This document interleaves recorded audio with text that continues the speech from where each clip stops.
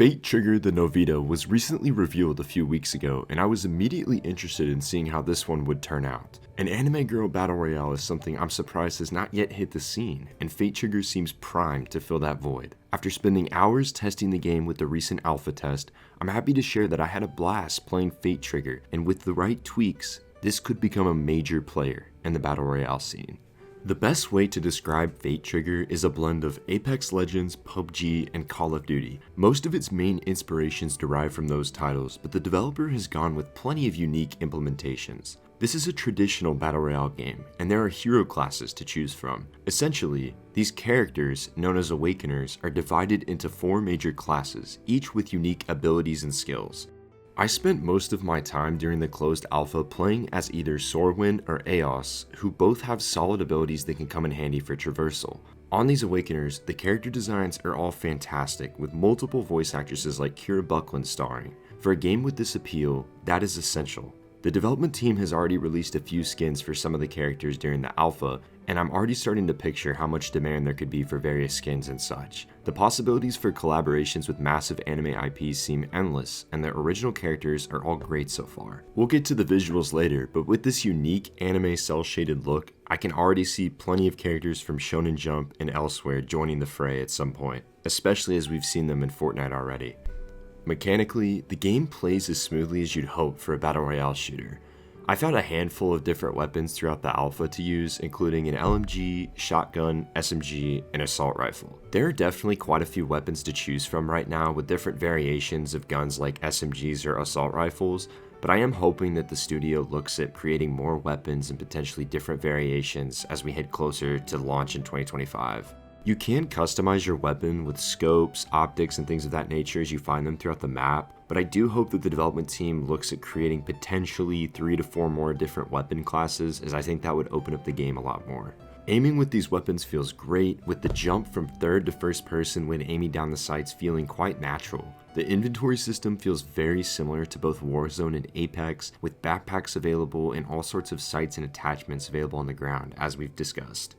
Upon landing on the map, you can automatically pick up items simply by walking near them. This also applies to the crates of dead players once they've been eliminated, as once you open the crate, items will start to fill your inventory. While this system works with minimal issues, determining what items are available in your inventory can get a little frantic. I found myself at times having to manually comb through different areas to make sure I didn't miss any items that weren't picked up automatically. Next, some of the classes are better than others. The Assault class, which I mainly spent time with, had limited abilities outside of the mobility aspects. Often, I'd be left with a simple dash that allowed me to traverse through the map, while I would look over at times throughout the game and see my teammate on my left building a massive tower out of thin air. These towers could be built and used to laser enemies far across the map, or even be used as cover as we attempted to revive a downed teammate. One of the Assault characters, Eos, has a dash that allows her to quickly zip across the map twice before a cooldown. This is handy, especially given the sheer size of the map, but it feels less powerful than something like a portable cover.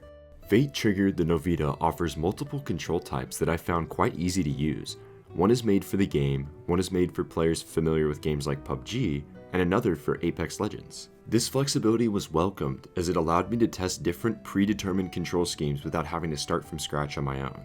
While I didn't get the chance to test the game on controller during the closed alpha, I am curious to see how the team chooses to implement it there. Considering that Fate Trigger the Novita is scheduled to release on PlayStation 5 and Xbox Series X and S, that is kind of an important topic. Beyond controls, I was very impressed with the graphics. Sour Studios is using Unreal Engine 5 for Fate Trigger, and the team has done a great job at capturing a terrific amount of detail in character models, the environment, and weapons. The cel-shaded look is visually pleasing, with the performance running well above 60 FPS at 1440p on my PC.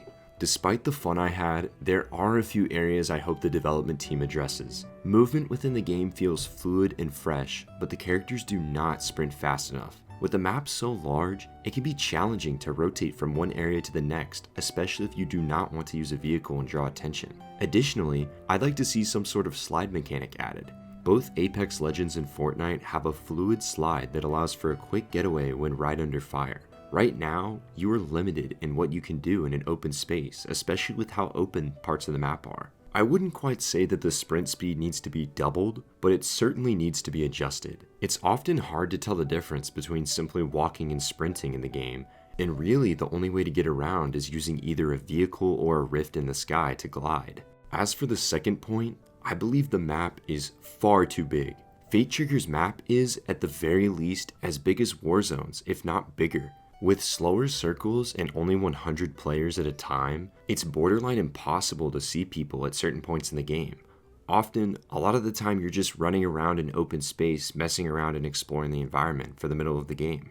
Now, this can certainly be remedied with faster movement, which will allow you to get across the map quicker, but I do not believe that will alleviate the slow pacing in the middle of matches. During my time with the alpha, there were stretches within matches where I would not see any players on the map for up to 10 minutes. While this was not a deal breaker for me, it can be very off-putting for some players as it gets old quickly.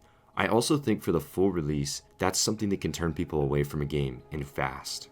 There's also the fact that a lot of the map is open, which is no surprise considering there are a limited amount of POIs. This can sometimes make it feel empty with this massive scope. Shrinking the map by about 25% would create a much tighter and enjoyable game overall. If the developers are keen on keeping this specific map, I do encourage them to look at potentially adding more players to a lobby. I think a group of 150 to 200 players would make a massive difference and make finding people much easier overall. However, if the team is aimed on 100 players, it's best to probably shrink the map. Beyond these points, I'd also like to see trios and duos modes implemented in the future, whether that be in the next beta or at the full release. Squads can be a lot of fun, but often it's challenging to pull together a group of 4 people at once. Additionally, more work into the weapons and abilities would make the game only stronger. I think adding more classes and changing the abilities for certain characters would go a long way. I spent almost a dozen hours playing Fate Trigger for the closed alpha, often finding myself wanting to go back for just one more game during my play sessions. I'm looking forward to checking this one out again in the future, whether it be in the next beta test or during the full release. Overall, I'm extremely impressed with the state the game is in, especially considering it is only in alpha. The success of Fate Trigger the Novita is ultimately tied to the improvements the developers at Oasis Studios are able to implement on the road ahead. There is a great, if not fantastic, base here, and I'm looking forward to watching this one evolve. Oasis Studios already seems to be heavily involved with its community, asking for feedback on the alpha through social media. It seems that the team at Oasis Studios has big plans for launch, as the producer of the game recently said in an interview that the team hopes to have 20 different characters playable at launch. If they can meet that goal or come close to it, alongside amending the issues we've seen in the alpha, I'm absolutely confident that Fate Trigger the Novita is bound to make a splash in the Battle Royale market.